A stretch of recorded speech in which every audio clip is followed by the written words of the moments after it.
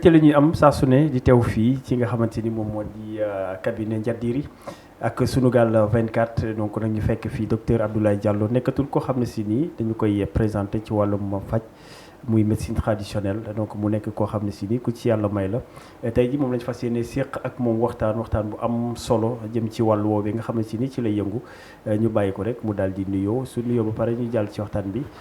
docteur Abdoulaye Diallo mu Serigne Touba ñu ngi lay nuyu. di la fay Mahfouz di nuyu Mansour bi nga àndal di nuyu waa Sunugal 24 di nuyu téléspectateurs yi. mi ngi noonu dañu koy doore ak xew-xew bu mag bi nga xamante ni moom la ñu génn muy màggalu Touba Serigne Touba woote ko nga feete ko màggal boo xam ne si nii bu mucc ayib la fële ca Kanel nga fekk fa baax muy xew-xew boo xam ne si nii màggal nga ko comme ni ko sëñ bi waxee waaye tamit ñu gis Pastef gi nga ci am docteur ba daanaka waa Kanel gis nañ ci li nga ci def bu baax a baax ñu bëggoon rek nga ñëw tey ci màggal googu ban yëg-yëg nga am ba tax nga tey nga jox ko dayoo boobu nga xamante ni moom nga ko jox fële ca Kanel. alhamdulilahi rabbil alamin bii moom c'est pas une question préparée yàlla xam ne ni je m'attendais même pas que tu me poses une question sur mon magal de Kanel mais man maa ñaanoon Serigne Touba na ma def ambassadeur am ci Fouta. ñëpp xam nañ ne le mouridisme ne fait pas feu au Fouta foofu Tijaniya bi moo fa ëpp daan naa organiser màggal bi ma njëkkee màggal man Kolda la woon après ma def Ziguinchor après ma indiwaat ko Kanel ren mooy troisième fois ma koy def Kanel bu ren bii nag dafa fekk sëñ bi di liggéeyal boppam ndaxte kattan na ma ba kër bi ma ko ñaanoon mu may ma ko kër bu fu ñuy màggalee mu tudd kërum Serigne Touba ma nar ko tuddee résidence Makarimul Akhlaq Abdoulaye Diallo bu Serigne Touba loolu moo na nekk plaque bi idxuluha bi salaamin aminin lii lañ bind ci tableau bi ci buntu kër gi waaw léegi nag mën naa la ko woon sax ci WhatsApp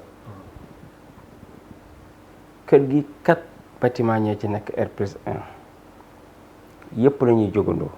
on l'avait ñu ngi ko tàmbali woon daaw 21 septembre donc 21 septembre bi mooy 1 an foofu la ñu màggalee li ma ci gën a yéem ren ay sëriñi Tijaniya ñoo ubbi kaamil bi ñoo def 3 kaamil sur place ñu bett ma lool nag taalibe yi ñoo njëkk ñëw li ñuy wax ay sand suñu gox mooy étudiant école coranique sëriñ yi nag bett ñu ñëw wax dëgg yàlla j'étais tellement ému waa Kanel yëpp seede nañ ko boole ci waa Kanel ñoo téye yëf yi ren je peux citer Oumar Samba Diallo je peux citer Abdoul Mbaye chevalier ordre national de Lyon je peux citer Abou Ketchel Thiam je peux citer Houdou Kamara je peux citer Hadi Beylil Thiam je peux citer y en a plein kulim Dioum 42 personnes samay rakk Mokhtar kii di gérer Ndiadiri volaille Amakou Diès di sam rakk aussi ñoo téye yëf yi première réunion bu ñuy def pour l'organisation du magal 42 personnes ñoo teew ñu yóbbu ko sama kër benn grand bu tudd Abdoul Mbaye foofu lañ ko defee ils ont tenu la réunion de 22h à 2h du matin Abdoul Mbaye teral leen defal leen reer bu rëy ñoom ñëpp ñu takk seen digg nag def ci seen i moyens non seulement financiers mais matériel aussi def ci seen Pastef ñuy tenir réunion lu ma 2 semaines avant may ñëw mu doon nag réussite totale yàlla xam ne xaw ma ñaata laa dépensé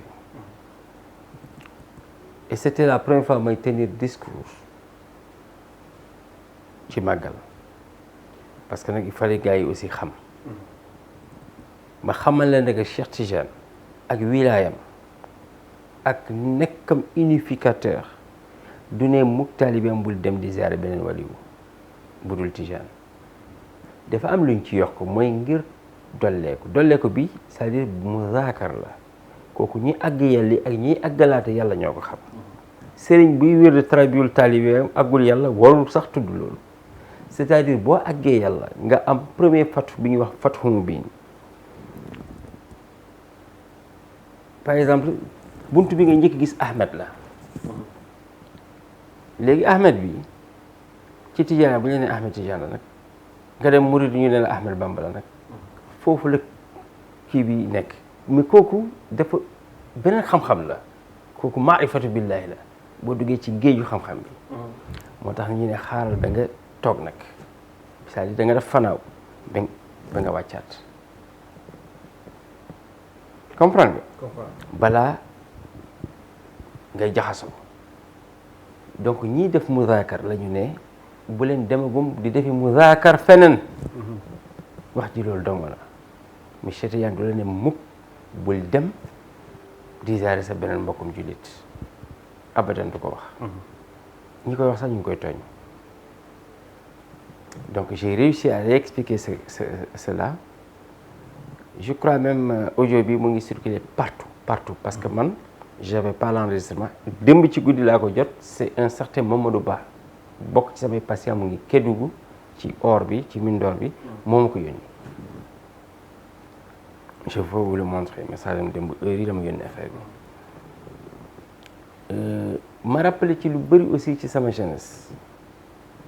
parce que nag man bi ma nekkee xale ba léegi ñi ngeen mbéb rek Ablaye nii Ablaye naa Ablaye nii Ablaye naa Ablaye nii Ablaye naa ci sama kanam waajur nag ak samay kanam waajur bokk ndey ak baay ma leeral leen lu bëri nit ñi amaat beneen vision ci man ci biir discours bi am na xam-xam wax naa ci sharia wax naa ci tariqa wax naa ci haqiqa indi na ay aaye firi leen jusqu'à aaye bi nekk sourate Ibrahima yawma tubaddalu ghayra al-ardi was-samaa'i le jour qu'on remplacera la terre par la terre yàlla waxul ak suuf si man ne leen bani aadama lay waxal parce que bani aadama moo jóge ci suuf yow jóge nga fii Mahfouz dem nga ci sëriñ tarbiya na la ba nga àgg yàlla Mahfouz bi jógewoon këram ak bi delluwaat këram bokkul yow da ngaa àgg yàlla mën nga àgg benn maqaam bu hadis bi fu mu ne fa lawlaa ahbabtu kuntu soo bëggee sama nit sama jaam bi dama koy nekkaat tout est membre devient Dieu dans ce cas nag li yaghfir laka Allahu ma taqaddama min dhanbika wa ma ta'akhkhara yàlla balla say bakkaar yu njëkk ak yu mujj ndaxte nag membre yu àgg yàlla moom bu ñu naanoon sangalool bu ñu defoon naka su dul loolu di ñuy wax bakkaar malaaka sañu ko bindal bakkaar mais expliqué ci lu bëree bëri nit ñi gën maa xam aussi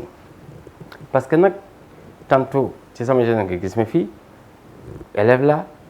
tantôt nga gis ma sëriñ la tantôt nga gis ma ak sama paquet Marlboro tantôt nga dama jaxase xelu nit ñi man j'ai toujours été une équation toute ma vie te Mahfouz boo seetloo bi ñu commencé xamante ba léegi toutes mes vidéos je respecte toujours ma ligne de conduite te pourtant musuma dégluwaat benn vidéo musuma ko dégluwaat j'ai même honte de le faire su ma paree ci vidéo sax su ma déggee même passé à ñëw sama kër ma dégg muy déglu sama vidéo dama koy naan s'il te plaît fayal ma lii j'ai honte même su may def émission rajo j'ai honte yëg ci oto rek déglu sama émission je sais pas parce que noppi nag moo gën lépp te nag wax ji ci rajo yi ci YouTube bi dama vengeance la rek c'est-à-dire j'ai fait la guerre des zones loolu lu yàgg la depuis temps yonent bi sallallahu alayhi wa sallam dafa amoon woykat bu neex baat di woy di sàgg l'islam di sàgg yonent bi yonent bi sallallahu alayhi wa sallam ut ku neex baat di ko tagg di tagg l'islam yàlla génne wàccaay xam boo a'uuzu billahi ash-shu'araa yattabi'uhumul ghaawuun alam tara annahum fii kulli waadin yahiimuun annahum yaquuluuna maa laa yaf'aluun. Quant aux poètes, tu vois pas comment ils divaguent de vallée en vallée, ils disent des choses qu'ils ne font pas patati patata. D'ailleurs ci verset boobu sax lañ ne musique dafa haram mais ils ont oublié que yàlla nee na sauf ceux qui invoquent souvent Dieu dans leur poésie et qui se défendent de l'injustice et du tort qu'on leur fait moo tax ma ne man rap dagan na. donc am na musique boo xam ne si tamit dagan na. musique amul musique bu haram toutes les couches sociales toutes les ethnies pour ne pas dire am nañu seen mélodie. donc ñuy wax musique haram na xamuñu. mais musique haram na mooy boo boolee góor ak jigéen ñi loolu koy def haram. mais yow tam xarit temps boobu daaw loon def tusngal ngeen di xool lune bi ngeen gis ay urul ay di tëgg di fecc. ba ci commencement ñuy tëgg di fecc ngeen waaye bàyyi leen may la ñu ñeex waay. la musique est l'art de combiner les sons cet art est destiné à plaire à émouvoir yow yéen bi sallallahu alayhi wasallam bi mu àggee Médine du dañ ko tëggal ay tambour woyluñ ko loolu du musique lan la du tëgg ak woy ah sëriñ yi duñ leen woyal musique mooy woy di li ciy dangereux kay mooy fay la lamp yi waay boobu loolu moom fépp sax bu doon musique sax fépp lañ ñun tukulóor duñu déglu guitare da ngay gis suñu sëriñ yi di déglu xalam xudd kon na xaram mais chaque kii dafa am mélodie am leneen lii nag mais Youssou Ndour il lance des messages la musique de Bob Marley ne meurt pas c'est des messages il se défend de l'injustice et du tort qu'on lui a fait est-ce que c'est interdit combien de musiciens ont combattu l'apartheid par la musique yow iqra bismi rabbika alladi premier verset coranique bi muy dugg ci nopp Yonent bi sallallahu alayhi wa sallam sous forme de musique la ñëwee sous forme de son musical la ñëwee eh bien oui dégg naa benn kilifa xaw ma nag sëñ kii la woon Moustarchidaat xaw ma sëñ Moustapha bi xaw ma papam Cheikh Ahmed Tidiane déggoon naa ci kenn di naan Cheikh Ahmed Tidiane Chérif radiyallahu ta'ala anhu balaa muy wéddi guddi orchestre am day toog eh bien c'est quoi l'islam n'est pas une religion boo xamante ne qui empêche les gens de vivre au contraire c'est une religion qui nous pousse à vivre aisément tout en respectant son prochain lu indi mariage na am seede lu indi mariage na am seede c'est pour que demain bu mariage amuloon su ma nangoo sa jabar mun nga ma rey le monde allait finir il faut qu'il y ait des témoins il faut qu'il y ait le wali ou les parents offrent leur fille en mariage ñu xam ne kii sa jabar la sinon la femme mun na mer léegi rek gedd kër gi dem dund concubinage feneen boobaa mun nga bu dee maa ngi dund ak concubinage mun nga ma rey le monde allait finir te sëy même ci biir oto mun nañ ko takk en voyageant on peut offrir une femme ci oto waaw maa moom sama doom yaa ma ko ñaan ma may la ko may waliyu di kii mun na seede jeex na may naa la ko sëy kenn du ko takk ci jàkk Amina Khalifa Niass wax na ko gars yi naan dafa dof même ci SMS yi ñuy wax SMS ak ay ça Amina Khalifa Niass c'est un vrai connaisseur li muy wax gis nga nit di ci virgule seulement je l'ai toujours dit dafa may wax dafa am waxu sharia waxu tariqa waxu haqiqa donc dafa am wax am singulier c'est-à-dire singulièrement dafa am wax particulier xaasa dafa am waxu particulier dans la particularité xaasatul xaasa comme li ngeen di wax ñaan am ñaan pour tout le monde ñaan xaasa particulier ñaan xaasatul xaasa comprendre nga moom par xaqiqa bi da koy wax ci télé bi ñëpp dégg mais loolu les gens vont être fous parce que nag quoi qu'il en soit tout est Dieu hein quoi qu'il en soit tout est Dieu hein su ma fekkoon nit di saw ci biir jàkk ma ne fii kenn du fi saw bu ma nee yàlla ci biir yàlla la nag lu ma ci mën mun naa ko ci dindi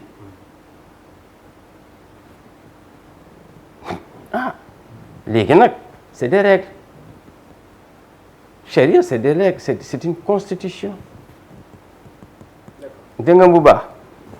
on revient sur l'organisation du Magal sëriñ bi moo defar boppam Magalam ñu Magal samedi et dimanche la ñu gën a Magal samedi c'était pour les organisateurs ñu ñëw gën a dugg ci organisation bi, leurs épouses sont venus, leurs familles, on a préparé, on a commencé à berner depuis ce jour-là. Le village entier nous a répondu, franchement. Et comme sama kër man c'est à l'entrée du village, sama kër mooy mu neex la nga gis mu naqar la nga gis. te lu rafet nga fay gis. kër Sëñ Touba la. li ma fa def rek kenn sañu ko fa def. kenn mënu ko fa def sax 4 immeubles même temps. ma def fa naka la fa kenn defut piscine kenn am fa kër ba am piscine. ca kanam. bien sûr su ma paree sax defar piscine olympique may sama dëkk. eh bien oui pourquoi pas xam nga lu tax may defar piscine olympique. parce que suñu les jeunes de notre village dañuy dem ba Ourossogui di fay 2000 francs ci piscine bi et je les ai vus en train certains fumer du chanvre et boire de la bière parce que dañ ko fay jaay. ma nekk ci hôtel bi parce que avant construction bi di yeex Ourossogui laa doon fanaan surtout pour ma sécurité. parce que am naa foofu fanaan sama kër baa ngi foofu sama beneen kër ngi foofu mais pour ma sécurité je préférais dormir à Ourossogui mais un jour 10 heures dama waroon dem Kanel xooli sama chantier je pouvais pas sortir jusqu'à 16 heures pourquoi parce que y a les enfants là gis naa leen te su ma génnee dañ may gis dañuy rus j'étais obligé de rester balaa ñu may gis ce jour-là j'ai décidé de faire une piscine olympique à Kanel inchallah sama piscine bi des na tuuti nag pare bu paree dañuy en construction. sama piscine presque ci finition la nekk. après ma tabax leen piscine olympique. c'est ce qu'ils veulent. mon combat est de faire de sorte que Kanel n'ait plus besoin de Ourossogui. dégg nga ma déggoom même ce que les commerçants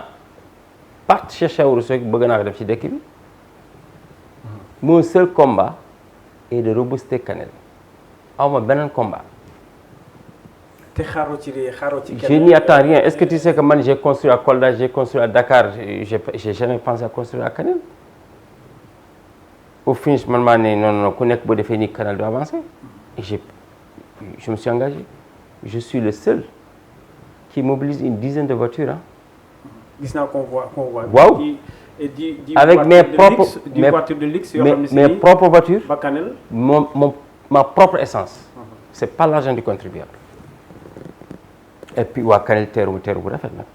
depuis Sintiane lañu ma teeru et honneur à la mairie ils ont dépêché des agents pour balayer toute la route benn charrette du jàll benn Jakarta du jàll benn nit du jàll ba samay oto jàll parce que nee naa la sama kër ci entrée dëkk bi nekk mais sama yaay mu ngi ci biir dëkk bi man du ma wàcc sama kër fekk demoo sama yaay ma dem ziyaare ci sama yaay d'abord ñëwaat sama kër parce que nag adduna mënu maa jey ba ma fàtte ki ma doon di comprendre nga donc le message était tellement bien passé que billahi si tu veux même on fait de l'émission là rien que ça ma génneel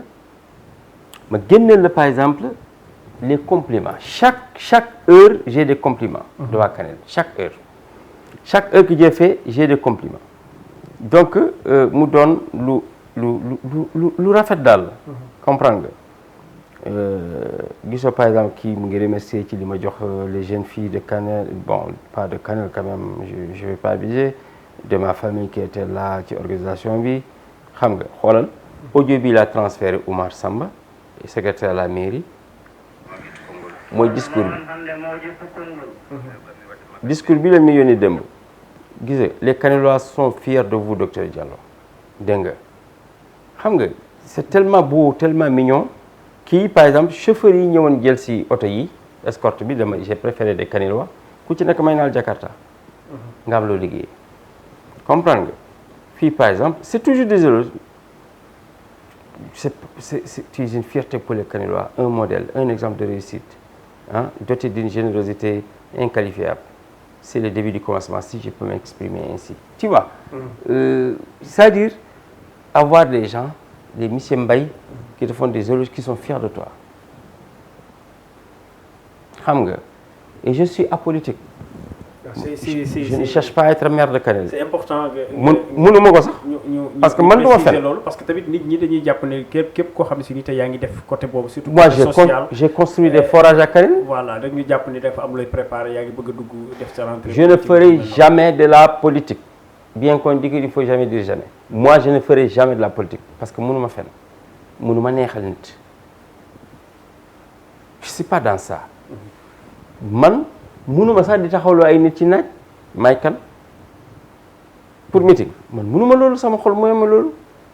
di lor nit mënuma ko. man ku ma liggéeyal ma fay la. man ma politique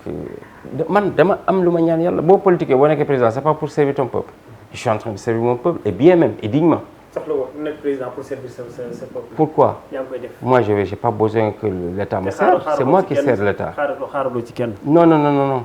te ci kanam rek la jëm. wax naa leen ko ci discours bi. 1000 marabout bu ñu toogoon ubbi miim ngan di miim def ci sama tur xëcc mu miitu xëcc munta gi mu xëcc mu jël xëcc mu xuliku mooy kuy reyee kuy toroxalaat kuy fayu kuy alaj mun lañ ma tus. man produit Serigne Touba la billahi. loolu rus naa toog Touba sax di ko wax. yàgg fekk ay fen la. yàgg nga ko wax comme ni nga ko waxee yaa ngi fii ci Touba sa kër. lu Serigne Touba amul soxla ma ko. seetuma ci sama àdduna dara lu dul liggéeyal waa Kanel waaye Serigne Touba na bég ci man. man ngërëm Serigne Touba rek laay wër sama àdduna ak alaxira wax naa nga dem benn émission même alaxira yàlla bu ko neex sax bu mu feeñu même yent bi merci naa nekk ci Serigne Touba rek. comprendre nga. y a pas de problème. Je suis fier de tout ce village te man ndigal laa ci am. je crois même on va faire une vidéo boo xamante ne ñu ne ba ma woon nit ñi kuy sama buntu ci Sëñ Fallu ñi kooku moom jox ordre lépp lu ma def ci mouridisme lu baax am naa ci ndigal cheikhal ma nag. kooku mooy kan. Sëñ Murtala Mbàkke bu ibnu Sëñ Fallu.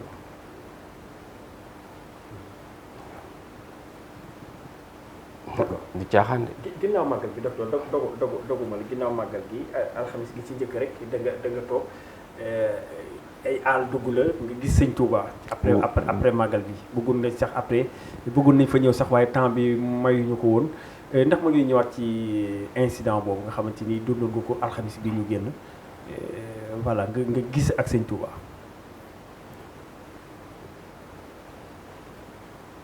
je préfère ne pas en parler. lu tax.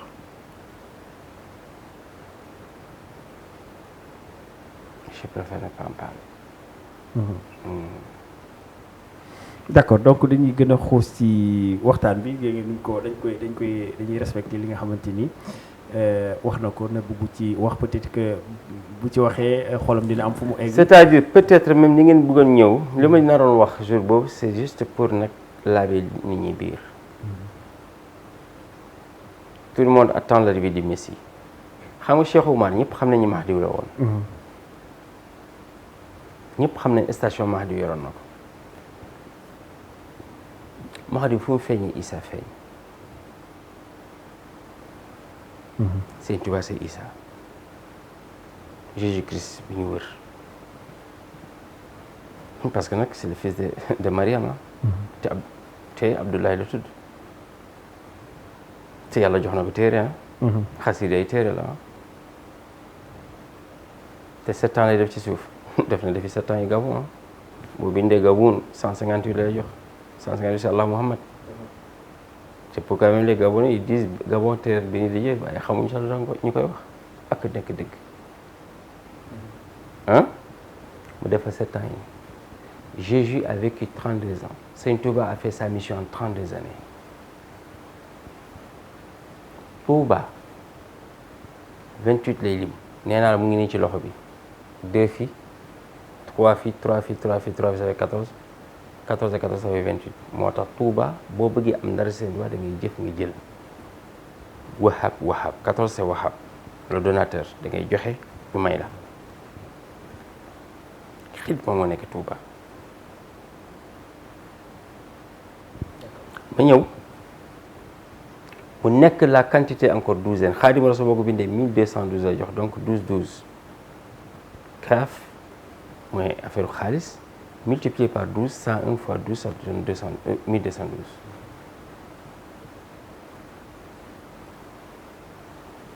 Maggal Touba 198 lay lim c'est 66 Allahu fois 3 am na sax tour bi ñuy woowee noonu asrar yi ñiy def asrar xam nañ ko Hadaga c'est 198 mooy màggal Tuuba boobu tuur yàlla day rus di dellu si ñaan moo taxit di màggal Tuuba loo ci def nga am 10 fois am man jaa bil hasanati falahu ashru amthaliha ku ma defal benn ma fari fukk yàlla loo koy defale yàlla du lekk du naan waaye xalifa mi dañuy lekk dañuy naan xalifa mi ngay defal loo defal Sëñ Tuuba bu fay la 10 màggal rek ngay gis ngay dem màggal ren nga loué benn car def ci say bagage dem déwén doo loué da ngay am sa auto personnel man de sëy boo xamante ne damay dem ci yow lu mat 5 ans damay loué di loué ma bàyyi la nga bàyyi man sëñ bu ma dul jox xaalis faale wu ma la de sëriñ bu ma dul jox li ma def sama poche gii doo sëriñ gëwuma la lu tax docteur non man sama dund daa war a neex sëriñ boo xamante ne du ma am ci moom lu may dunde du ma am yàlla du ma am aduna bu neex lu ma koy doyee diine dunia laa soxla diine dunia gis nga diin 64 la lim dunia 65 65 et 64 ça fait 129 mooy latif même Fatiha alhamdulilah ba amin 129 lettres la astafurlah ba wala dalin alhamdulilah ba wala dalin boo limee lettres yi ça fait 129 lettres ça fait latif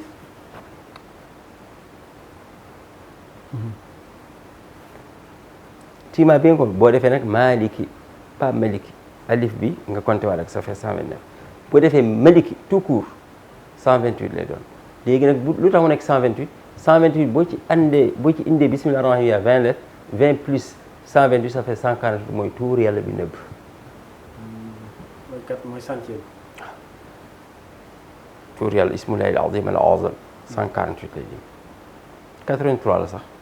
mais comme yàlla ni mu sant mu ngi ci parce que Allah c'est un qualificatif c'est pas le nom de Dieu. Allah c'est comme dit le président, chaque président a son prénom et son nom. Allah c'est un qualificatif de Dieu, effectivement il fait partie des 99 épithètes sublimes. Allah rahman rahim malik udus salam mu'min muhammin aziz jabbar mutabil khaliq barim sayyid ghafar qahhar wahhab razaq fatawa alim kabir basir jusqu'à Sabour. Ça fait 99. Le centième. mooy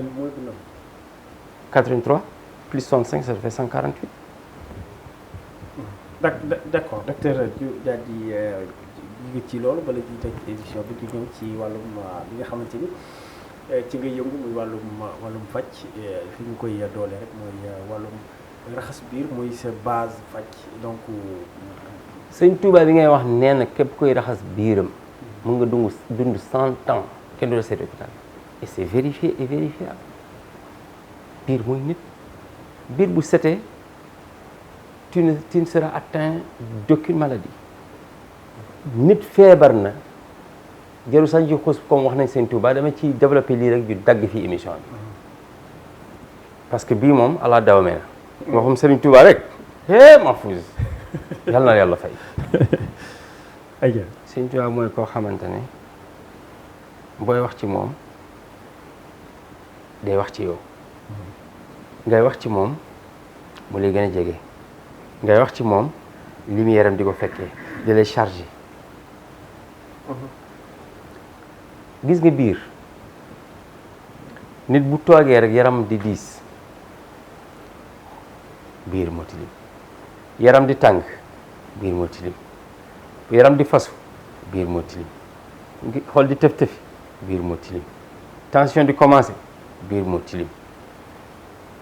ndigg di métti biir moo tilim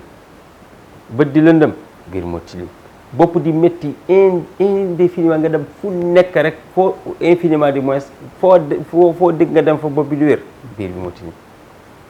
ndigg di métti biir bi moo tilim hernie discale sax constipation moo koy joxe nga yëkkati lu diis wala di sëgg lu bëri tànk yi day tàng ci suuf biir moo koy joxe biir bi moo tilim sa awra di wàññeeku biir moo tilim nga am hémorroïde biir moo tilim nga am perte blanche qui pue biir moo tilim nga am kyste biir moo tilim nga am goitre biir moo tilim nga am goutte biir moo tilim nga am cholestérol biir moo tilim da nga mu baax nga am diabète sax biir bi moo tilim parce que biir bu tilimee machine yi du ñu mën a fonctionner comme il le faut donc pancréas bi du mën a dox comme il le faut hépatite di évoluer ba atteindre sa foie biir moo tilim parce que virus bi day dundee biir bi salte biir bi nga am trompe bouchée biir moo tilim nga am faiblesse sexuelle biir moo tilim moo tax et puis yi ma fi lim yëpp dama koy faj mais amul benn bu ma ciy faj jaaroo ci raxas biir mooy base boo tàmmee nag di ko raxas lu raxasul biir bu tilim bi mooy indi li ñuy wax colopathie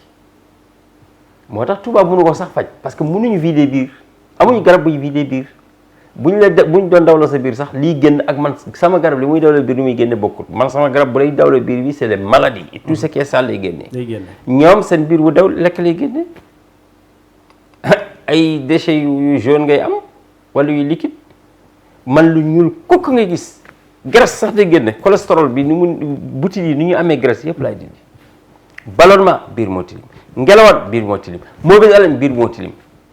te yii yëpp dama koy faj mais bu ma ciy faj feebar yi fi tudd yëpp sinusite sax biir moo tilim boole ci siti éjaculation précoce biir moo tilim boole ci siti sa maniw yàqu biir moo tilim boole ci siti ngay ëmb mu yàqu biir moo tilim boole ci siti sa tànk day tànk ci suuf commencé ba ci jàpp oom yi nga nar a am arthrose biir moo tilim boole ci siti lii fii laa dooree gars yi tubaab yi yàlla leen may xam-xam yépp